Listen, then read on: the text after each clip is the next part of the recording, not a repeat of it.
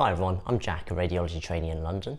Last week, I had an MRI scan of my bowels. So there's nothing wrong with me, I was just helping out a colleague with some research. I've never had one before, so in today's video, I just wanted to talk about the experience. Before having an MRI of your bowels, you usually drink something to help distend the bowel and show it up better on the scan. In my hospital, we use something called mannitol, which draws water into the bowel, but in some places you can use water as well. About an hour before the scan, I started drinking 1.5 litres of mannitol. It actually doesn't taste very much, so it was like drinking water. And initially I was quite thirsty, so the first half litre went down pretty quick. But as you get to the end of the 1.5 litres, you start to become quite full. Mannitol does have a couple of side effects, and the ones that I experienced were abdominal cramping and bloating. Afterwards, I did get a little bit of loose stool as well, and also did make me burp a bit too. Before the scan, I was advised to go to the toilet because after drinking 1.5 litres of liquid, you're going to spend most of the scan bursting.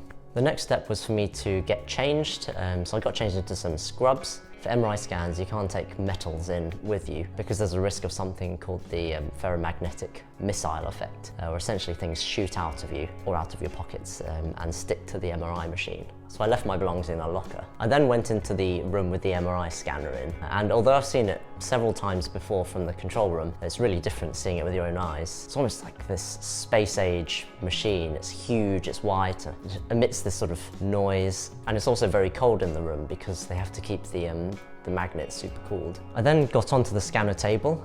For this, I was laying on my front. In a weird way, it made the whole thing seem a bit like a spa retreat because you're just lying on your front with your head on your hands. They also got me to put earplugs in, and on top of the earplugs, ear defenders too, because the machine is quite loud. And lastly, they put some body coils on you to help with the imaging. I was then advanced into the machine, foot first. With MRI, it's not uncommon to get claustrophobic. It wasn't so bad for me because my head was sticking out of the scanner. Weirdly, the immediate thing I felt going into the scanner was that I became quite dizzy, and I was told that was because of the strong magnets of the machine, but I did get used to it. When the scan started, they ask you to take big breaths in and to hold your breath so that things don't move when you breathe. But the biggest thing that struck me was quite how loud the machine was. They say that the noise of an MRI scanner can go above 100 decibels, which is approaching the sound of an airplane taking off. The sounds you hear when the MRI scanner is working correspond to different sequences. Some of them sounded just like a siren. As we went through the scan, I noticed that it actually takes quite a long time. I think I must have been in the scan for about 30 or 40 minutes. Initially, it's okay for the first few minutes because you get to lie down, relax, take deep breaths, but eventually I got a bit bored of lying there and sort of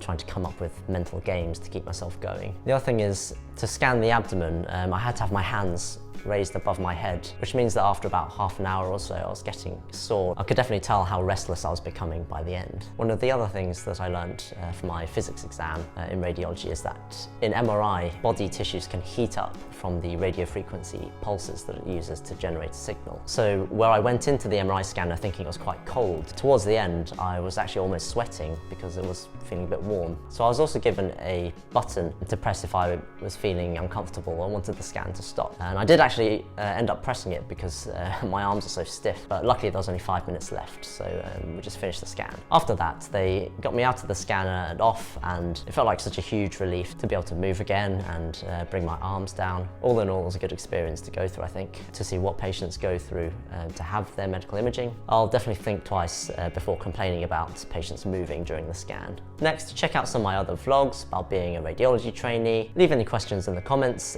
like and subscribe, and I'll see you next time.